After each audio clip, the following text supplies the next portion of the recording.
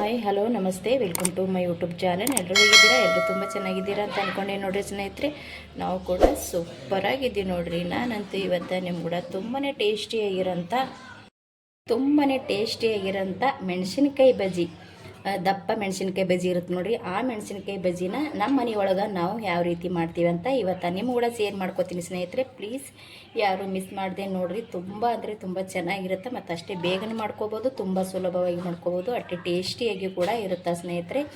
ಬನ್ನಿರಿ ಇವಾಗ ತಡ ಮಾಡ್ದೇ ಹೋಗಿ ನೋಡ್ಕೊಂಡು ಬರೋಣ ಮೆಣಸಿನ್ಕಾಯಿ ಬಜ್ಜಿ ಯಾವ ರೀತಿ ಮಾಡ್ತೀವಿ ಅಂತ. ಹೊಸಬ್ರು ವಿಡಿಯೋ ನೋಡ್ತಾ ಇದ್ದೀರಪ್ಪ ಅಂದ್ರೆ ಪ್ಲೀಸ್ ಚಾನಲ್ನ ಸಬ್ಸ್ಕ್ರೈಬ್ ಮಾಡ್ಕೊಂಡು ಸಪೋರ್ಟ್ ಮಾಡಿರಿ ಸ್ನೇಹಿತರೆ. ಬನ್ನಿ ಇವಾಗ ಹೋಗೋಣ, ತಡ ಮಾಡ್ದೇ ಈ ಮೆಣಸಿನ್ಕಾಯಿ ಬಜ್ಜಿನ ನೋಡ್ಕೊಂಡು ಬರೋಣ ರೀ.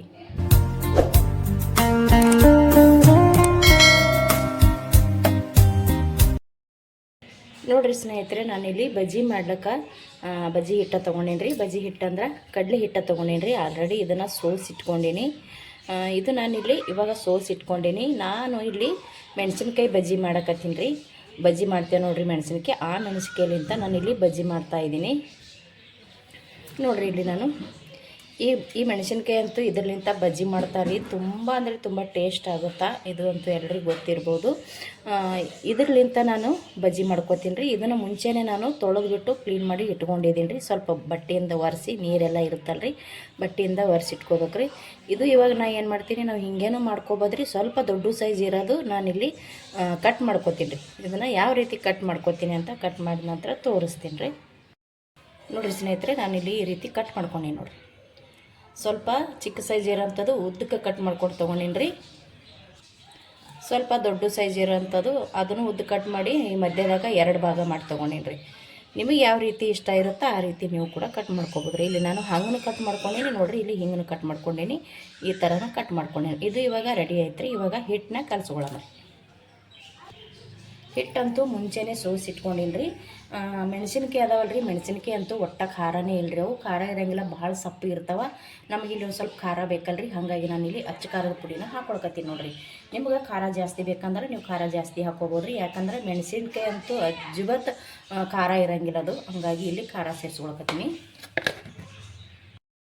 ಇದಕ್ಕೆ ಇವಾಗ ರುಚಿಗೆ ತಕ್ಕಷ್ಟು ಉಪ್ಪನ್ನ ಹಾಕ್ಕೊಳ್ಳೋಣ. ಉಪ್ಪನ್ನ ನೋಡ್ಕೊಂಡ್ಬಿಟ್ಟು ಹಾಕ್ಕೋಬೇಕ್ರಿ. ಕಡಿಮೆ ಬಿದ್ದು ಮತ್ತೆ ಸೇರಿಸ್ಕೋಬೋದು ನೋಡಿರಿ. ಇಲ್ಲಿ ನಾನು ಸ್ವಲ್ಪ ಉಪ್ಪು ಹಾಕ್ಕೊಂಡೆ. ಇವಾಗ ಇದಕ್ಕೆ ಸ್ವಲ್ಪ ಅಜ್ವೇನ ಇರ್ತಾವಲ್ಲ ರೀ, ಅಜ್ವೇನ ಹಾಕ್ಕೊಳ್ಳೋಣ ರೀ. ಒಂದು ಸ್ವಲ್ಪ ಅಜ್ವೇನ ತೊಗೊಂಡಿನಿ. ಅದು ಚೆನ್ನಾಗಿ ಈ ರೀತಿ ಉಜ್ಜಿಬಿಟ್ಟು ಹಾಕ್ಕೊಳ್ಳೋಣ. ಈ ರೀತಿ ಉಜ್ಜಿಬಿಟ್ಟು ಹಾಕ್ಕೊಂಡೆ ಅಂದ್ರೆ ಅಜ್ವೇನ ಘಮ ಅಂತೂ ಸಖತ್ತಾಗಿ ಬರುತ್ತೆ. ಅದಕ್ಕೆ ನಾನಿಲ್ಲಿ ಅಜ್ವೇನ ಸೇರಿಸ್ಕೊಂಡು ನೋಡಿ. 1 ಚಿಟಿಕೆ ಆಗಷ್ಟು ನಾನಿಲ್ಲಿ ಸೋಡಾನ ತೊಗೊಂಡಿನಿ ರೀ. ಸೋಡಾ ಆಯ್ತು ನೋಡಿರಿ. ಇದಕ್ಕೆ ಅಚ್ಚ ಖಾರದ ಪುಡಿ, ಅಜ್ವೇನ ಮತ್ತು ಉಪ್ಪು, ಸೋಡಾ ಇದು ಇಷ್ಟೇ ಇದಕ್ಕೆ ಬೇಕಾಗಿರೋದು. ಸ್ವಲ್ಪ ಇದಕ್ಕೆ ಕೊತ್ತಂಬರಿ ಸೊಪ್ಪಿಟ್ಟು ಕಟ್ ಮಾಡಿಕೊಂಡು ಹಾಕೊಂಡ್ರೆ ರೆಡಿ ಆಯ್ತು ನೋಡಿರಿ. ನೋಡಿರಿ ಸ್ನೇಹಿತರೆ, ನಾನು ಸ್ವಲ್ಪ ಇದಕ್ಕೆ ಕೊತ್ತಂಬರಿ ಸೊಪ್ಪನ್ನ ಕಟ್ ಮಾಡಿ ಹಾಕೊಂಡಿನಿ ರೀ. ಕೊತ್ತಂಬರಿ ಸೊಪ್ಪು ಇಷ್ಟ ಇದ್ರೆ ಹಾಕ್ಕೊಂಡು, ಇಲ್ಲಾಂದ್ರೆ ಇಲ್ಲ, ಚೆನ್ನಾಗಿರುತ್ತೆ ಟೇಸ್ಟ್ ಅಂತೇಳಿ. ಇವಾಗ ನೀರು ತೊಗೊಂಡಿನಿ ರೀ. ಇದಕ್ಕೆ ನೀರು ಹಾಕ್ಕೊಂಡು ಸ್ವಲ್ಪ ಇದನ್ನು ಕಲಿಸ್ಕೊಳ್ಳೋಣ ರೀ. ಇದನ್ನು ನಾನು ಇವಾಗ ಕೈಯಿಂದನೇ ಕಲಿಸ್ಕೊತೀನಿ ರೀ. ಕೈಯಿಂದನೇ ಚೆನ್ನಾಗಿ ಇದನ್ನು ಮಿಕ್ಸ್ ಆಗ್ತದೆ. ಇವಾಗ ಕೈಲಿಂದ ಇದಿಷ್ಟು ಹಿಟ್ಟನ್ನ ನಾನು ಕಲಿಸ್ಕೊಂಡು ತೊಗೋತೀನಿ ನೋಡಿರಿ. ನಾನಿಲ್ಲಿ ಈ ರೀತಿ ಇದನ್ನು ಕಲಿಸ್ಕೊಂಡಿನಿ ರೀ. ಸ್ವಲ್ಪ ಉಪ್ಪು ಕಡಿಮೆ ಅನಿಸಿತ್ತು, ಉಪ್ಪನ್ನು ಕೂಡ ಹಾಕ್ಕೊಂಡಿನಿ. ಇವಾಗ ನೀಟಾಗಿ ಇದನ್ನು ಈ ರೀತಿ ಮಿಕ್ಸ್ ಮಾಡ್ಕೊಳ್ಳೋಣ. ಇವಾಗ ಮತ್ತೆ ಉಪ್ಪು ಹಾಕ್ಕೊಂಡಿನಲ್ರಿ, ಅದು ಉಪ್ಪೆಲ್ಲ ಕಡೆ ಹೊಂದಾಗ ಈ ರೀತಿ ಮಿಕ್ಸ್ ಮಾಡ್ಕೊಳ್ಳೋಣ. ಒಂದು ಸ್ವಲ್ಪ ಕಲಿಸ್ಕೊಂಡ್ರೆ ರೆಡಿಯಾಗಿ ಹೋಗ್ತದೆ ರೀ. ತುಂಬ ತಿಳಿಯಾಗಿ ಕಲಿಸ್ಕೊಳಕ್ಕೆ ಹೋಗ್ಬಾರ್ದು ರೀ. ಯಾಕಪ್ಪ ಅಂದ್ರೆ ನಾವು ಕಟ್ ಮಾಡಿ ಇಟ್ಕೊಂಡಿರುವಂಥ ಮೆಣಸಿನ್ಕಾಯಿಗೆ ಹಿಟ್ಟನ್ನ ಹಿಡಿಯಂಗಿಲ್ಲ ರೀ. ಒಮ್ಮೆ ಜಾರಿ ಬಿಡ್ತೈತಿ. ಸ್ವಲ್ಪ ಈ ರೀತಿ ಟೈಟ್ ಇರ್ಬೇಕು ರೀ, ಅಂದ್ರೆ ಗಟ್ಟಿ ಇರ್ಬೇಕು ರೀ. ಗಟ್ಟಿ ಇತ್ತಂದ್ರೆ ಮೆಣಸಿನ್ಕಾಯಿ ಹಿಡ್ಕೊತದ. ತುಂಬ ತಿಳಿ ಮಾಡಿದೆವು ಅಂದ್ರೆ ಮೆಣಸಿನ್ಕಾಯಿಂದ ಜಾರಿ ಬಿಡ್ತದ, ಹಿಡಿಯಂಗಿಲ್ಲ ರೀ ಮೆಣಸಿನ್ಕಾಯಿಗೆ.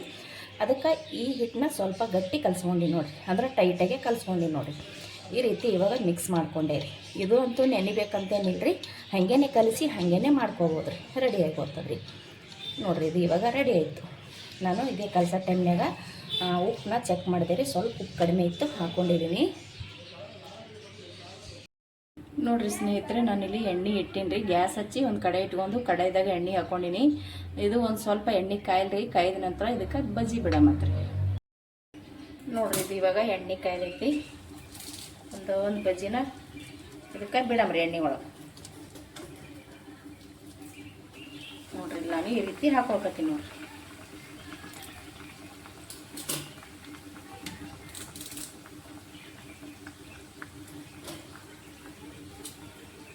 ಇಷ್ಟು ಹಾಕ್ಕೊಂಡ್ರೆ ಸಾಕು ನೋಡಿರಿ. ಇವಾಗ ನಾನು ಇಲ್ಲಿ 3 ಹಾಕ್ಕೊಂಡಿನಿ ರೀ. ಜಾಸ್ತಿ ಹಿಡಿಯೋಂಗಿಲ್ಲ ಕಡೆಯದಾಗ, ಹಾಗಾಗಿ ನಾನು ಇಲ್ಲಿ 3 ಮಾತ್ರ ಮೆಣಸಿನ್ಕಾಯಿನ ಹಾಕ್ಕೊಂಡಿನಿ. ಇದು ಇವಾಗ ಚೆನ್ನಾಗಿ ಸ್ವಲ್ಪ ಒಂದು ಸೈಡ್ ಚೆಂದಾಗಿ ಮೊದಲ ಇದು ಅಲ್ರಿ, ಆ ನಂತರ ತಿರುಗಿಸಿ ಹಾಕೊಳ್ಳೋದು ಇದಕ್ಕೆ. ನೋಡಿರಿ ಇವಾಗ ಇದನ್ನು ಸ್ವಲ್ಪ ಒಂದೊಂದಾಗಿ ಈ ರೀತಿ ತಿರುಗಿ ಹಾಕೊಳ್ಳೋದು. ಈ ಮೆಣಸಿನ್ಕಾಯಲ್ಲಿ ಇಂಥ ಬಜ್ಜಿ ಮಾಡಿ ನೋಡಿರಿ, ತುಂಬ ಅಂದರೆ ತುಂಬ ಟೇಸ್ಟ್ ಆಗ್ತವ, ಸಖತ್ತಾಗಿ ರುಚಿ ಇರ್ತದೆ. ಮೆಣಸಿನ್ಕಾಯಿನೂ ಕೂಡ ಖಾರ ಇರೋಂಗಿಲ್ಲ ರೀ, ಮಕ್ಕಳನ್ನೂ ತಿನ್ಬೋದು ಮತ್ತು ವಯಸ್ಸಾದವರು ಕೂಡ ತಿನ್ಬೋದು. ನೋಡಿರಿ ಚೆನ್ನಾಗಿ ಇದನ್ನು ಮೆಣಸಿನ್ಕಾಯಿ ಸಮೇತನೇ ತಿನ್ಬೇಕು ರೀ ಇದನ್ನು, ಯಾಕಂದ್ರೆ ಈ ಮೆಣಸಿನ್ಕಾಯಿ ಖಾರ ಇರೋಂಗಿಲ್ಲ ರೀ, ಸಪ್ಪಗಿರ್ತದೆ ಭಾಳ. ಬಜ್ಜಿ ಮಾತ್ರ ಭಾಳ ಟೇಸ್ಟ್ ಆಗ್ತಾವ್ರಿ. ನೋಡಿರಿ ಗ್ಯಾಸ್ನ ಮೀಡಿಯಮ್ನಾಗ ಇಟ್ಕೊಂಡು ಚೆನ್ನಾಗಿ ಇದನ್ನು ಎಣ್ಣೆ ಒಳಗೆ ಕರ್ದು ತೊಗೋಬೇಕು. ನೋಡಿರಿ ನಾವು ಒಮ್ಮೆ ಗ್ಯಾಸ ಫಾಸ್ಟ್ ಇಟ್ಟೇವಪ್ಪ ಅಂದ್ರೆ ಮ್ಯಾಲೆಲ್ಲನೂ ಹೊತ್ತು ಬಿಡ್ತದ್ರಿ, ಅಂದ್ರೆ ಕರಿತಾವು, ಒಳಗೆಲ್ಲ ಹಸಿ ಹಸಿ ಇರ್ತದ್ರಿ ಹಿಟ್ಟ. ಗ್ಯಾಸ್ ಮೀಡಿಯಮ್ ಇಟ್ಕೊಂಡು ಚೆನ್ನಾಗಿ ಇದನ್ನು ಈ ರೀತಿ ಹೊಳ್ಳೆ ಸಾಕೊಂಡು ಕರೆದು ತೊಗೋಬೇಕು. ನೋಡಿರಿ ಇವಾಗ ಇದನ್ನು ನಾನು ರೆಡಿ ಮಾಡಿಕೊಂಡು ತೊಗೋತೀನಿ.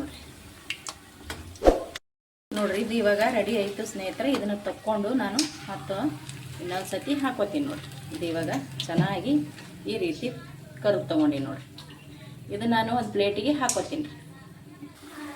ನೋಡಿರಿ ಇಲ್ಲಿ ನಾನು ಮೊದಲು ಹಾಕ್ಕೊಂಡಿದ್ದು ತೊಗೊಂಡಿಲ್ಲಿ ಮತ್ತು ಒಂದು 4 ಹಾಕ್ಕೊಂಡಿನಿ. 2 ದೊಡ್ಡ 2 ಸಣ್ಣ ಹಾಕ್ಕೊಂಡು ನೋಡಿರಿ, ಇದನ್ನು ಕೂಡ ಇದೇ ರೀತಿ ಕರುದು ತೊಗೋತೀನಿ. ನೋಡಿ ಗ್ಯಾಸ್ನ ಮೀಡಿಯಮ್ ಇಟ್ಟೆ ಕರುದು ತೊಗೋಬೇಕ್ರಿ, ಅಂದಾಗೆ ಮ್ಯಾಲ ಮತ್ತು ಬಜ್ಜಿ ಒಳಗಡೆ ಚೆಂದಾಗೆ ಕರಿತಾವ್ರಿ. ನಾವು ಫಾಸ್ಟ್ ಇಟ್ಟು ಕರುದು ತೊಗೊಂಡೇವಪ್ಪ ಅಂದ್ರೆ ಏನಾಗ್ಬಿಡ್ತದೆ, ಮ್ಯಾಗೆಲ್ಲ ಕರ್ದಂಗೆ ಅನಿಸ್ತೈತ್ರಿ, ಅಂದ್ರೆ ಬೆಂದಂಗೆ ಅನಿಸ್ತೈತಿ, ಒಳಗೆಲ್ಲ ಹಸಿ ಹಸಿನೇ ಇರ್ತದ್ರಿ. ನಾವು ಗ್ಯಾಸ್ನ ಮೀಡಿಯಮ್ ಇಟ್ಟು ಚೆನ್ನಾಗಿ ಇದನ್ನು ಕರುದು ತೊಗೋಬೇಕ್ರಿ. ಒಳಗಿರೋಂಥ ಮೆಣಸಿನ್ಕಾಯಿನೂ ಕೂಡ ಮೆತ್ತಗೂ ಆಗ್ತದೆ ಮತ್ತು ಟೇಸ್ಟ್ನೂ ಆಗ್ತದೆ. ನೋಡಿರಿ ಈ ರೀತಿ ಕರುದು ತೊಗೋಬೇಕು. ನಿಮಗೆ ಈ ರೀತಿ ಇಷ್ಟು ಉದ್ದನೂ ಚೆಂದ ಅನ್ಸಲ್ಲಪ್ಪ ಅಂದ್ರೆ ಬ್ಯಾಡ ಅಂದ್ರೆ ನೀವು 1ರಾಗ 2 ಮಾಡ್ಕೊರಿ. 2 ಮಾಡ್ಕೊಂಡು ಕೂಡ ನಾವು ಬಜ್ಜಿ ಮಾಡ್ಕೊಬೋದ್ರಿ. ಇಲ್ಲಿ ನಾನು ಹಂಗೂ ಸ್ವಲ್ಪ ಮಾಡ್ಕೊಂಡಿನಿ ಮತ್ತು ಹಾಗೆ ಫುಲ್ಲು ಕೂಡ ಇಟ್ಟು ನಡ್ಬರ್ಕ ಮಧ್ಯದಾಗ ಕಟ್ ಮಾಡ್ಕೊಂಡು ತೊಗೊಂಡಿನಿ. ನೋಡಿರಿ ಇಷ್ಟಿಷ್ಟು ದೊಡ್ಡ ಬಜ್ಜಿ ರೆಡಿ ಆಗ್ತಾವೆ. ನೋಡಿ ಕರೆದು ತೊಗೊಂಡಿದ್ದೆ. ನೋಡಿರಿ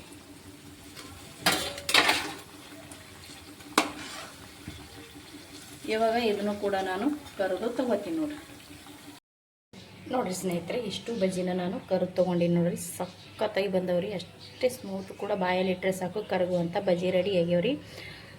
ನೋಡಿರಿ ತುಂಬ ಟೇಸ್ಟಿಯಾಗಿ ಇರ್ತವೆ. ನೀವು ಒಂದು ಸಲ ಖಂಡಿತ ಟ್ರೈ ಮಾಡಿರಿ, ತುಂಬ ಅಂದರೆ ತುಂಬ ಇಷ್ಟಪಡ್ತೀರ, ಸಖತ್ತಾಗಿರುತ್ತೆ ನೋಡಿರಿ ಸ್ನೇಹಿತರೆ.